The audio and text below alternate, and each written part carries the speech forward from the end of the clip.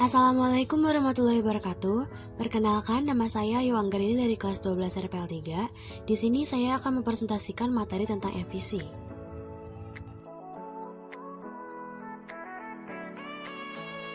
Apa itu MVC? MVC adalah sebuah arsitektur perancangan kode program.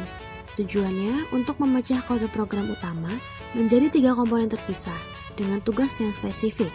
MVC adalah kepanjangan dari model, view, dan controller yang merupakan suatu metode atau konsep yang sangat populer dalam membangun sebuah aplikasi web yang awalnya menggunakan bahasa pemrograman Smalltalk yang memisahkan business logic atau alur pikir, data logic atau penyimpanan data, dan presentation logic atau antar muka aplikasi, atau secara sederhana adalah memisahkan antara proses, data, dan desain.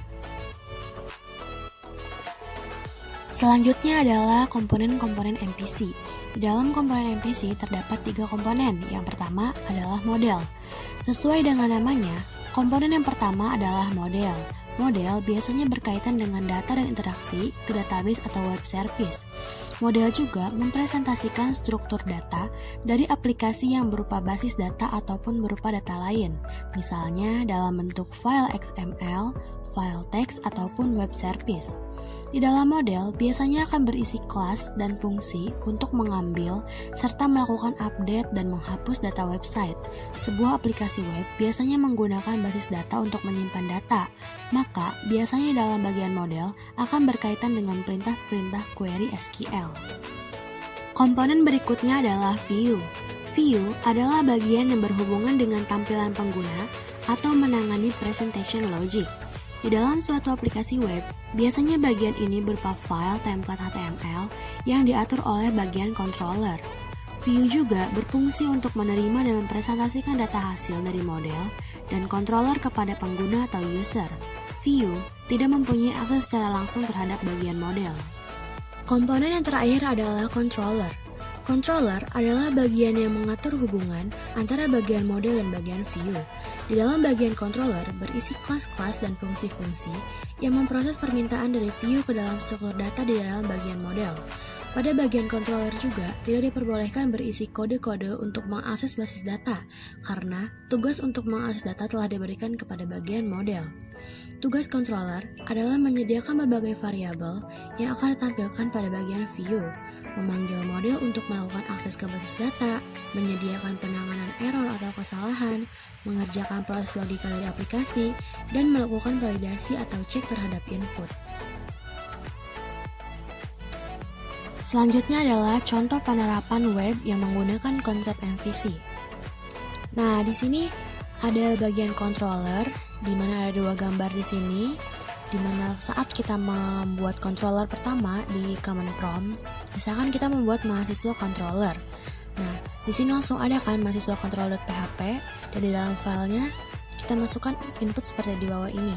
Function home, return view, index, lalu ada function about, return view, about. Nah, controller berisi metode-metode yang berisi perintah yang harus dilakukan pada suatu metode.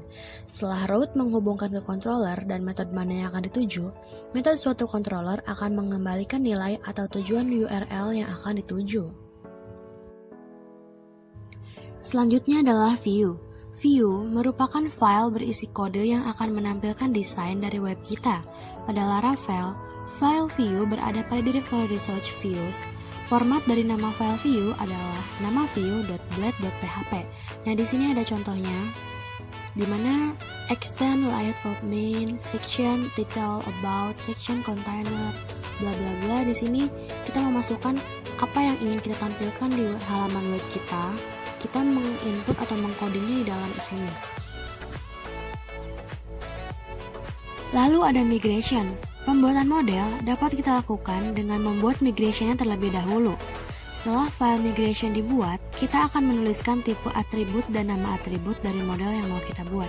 Nah, jadi bisa dilihat di sini, kita akan membuat tabel student yang di dalamnya terdapat ID, nama, NIM, email, jurusan. Jadi kita menginput atau membuat file migration dulu sebelum kita membuat modelnya.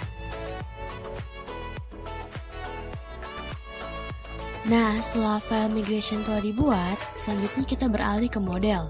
Model merupakan salah satu komponen MPC yang berhubungan langsung dengan database. Di database sendiri, model dipresentasikan tabel-tabel yang nantinya diisi dengan data. Model berisi atribut yang nantinya atribut tersebut menjadi kolom pada tabel database. Nah, bisa dilihat ini codingan modelnya. Modelnya terletak misalkan tadi saat kita membuat student controller berarti namanya juga student. Nah, di student ini terdapat dalam folder voidfather. Nah, di sini ada student.php, codingannya seperti ini. Ada nama, NIM, email, jurusan. Nah, di dalam model ini, labelnya itu sama dengan yang tadi kita input di migration, karena akan saling berhubungan dengan database. Nah, lalu selanjutnya adalah proses input data. Nah, berikut adalah contoh data dan tabel yang telah diinput ke database di phpMyAdmin.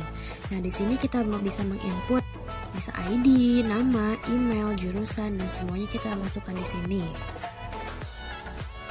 Nah, selanjutnya setelah semuanya terkoneksi dan tidak ada error, kita dapat mengakses di browser dengan cara menuliskan localhost garing dengan nama folder atau project kita. Nah, gambar di samping merupakan tampilan web yang menampilkan data student dari database ke tampilan web. Nah, bisa dilihat di sini ya, nama, NIM, email, jurusan, dan aksi atau bisa diedit atau delete sudah tampil ya. Yang terakhir adalah contoh studi kasus perancangan web konsep MVC. Nah, di sini ada contoh kasusnya ya. Ketika Anda memasuki perpustakaan, kemungkinan Anda diminta untuk mengisi buku tamu. Kebetulan, buku tamu di perpustakaan yang Anda kunjungi menggunakan aplikasi web. Jadi, di sana sudah terdapat satu komputer, di mana setiap pengunjung perpustakaan harus melewati dan mengisi datanya melalui komputer tersebut. 1. Ketika Anda melihat layar komputer, di sana ditampilkan form untuk mengisi data dari pengunjung. Kita bisa simpulkan bahwa di sini, browser atau sebagai klien meminta aksi kepada server atau yang ditangani oleh controller untuk menampilkan halaman form input data. Lalu, controller memutuskan dan mengerti bahwasannya ia hanya perlu menampilkan view. Maka, controller memanggil dan mengembalikan view atau halaman yang diminta. 2. Anda kemudian mengisi data, lalu menekan tombol submit. Di sini, browser atau sebagai klien mengirimkan data Anda kepada server. Data itu ditangkap oleh controller dan controller tahu apa yang harus dia lakukan, yaitu memanggil model dan memberi data tersebut untuk kemudian disimpan oleh model ke dalam database. Setelah proses penyimpanan selesai, controller memanggil dan mengembalikan view kepada user sebagai informasi bahwa data telah masuk. 3. Jika ada pengunjung baru, maka kembali ke step pertama. Nah, itu dia penjelasan materi dari saya. Kurang lebihnya mohon maaf. Wassalamualaikum warahmatullahi wabarakatuh.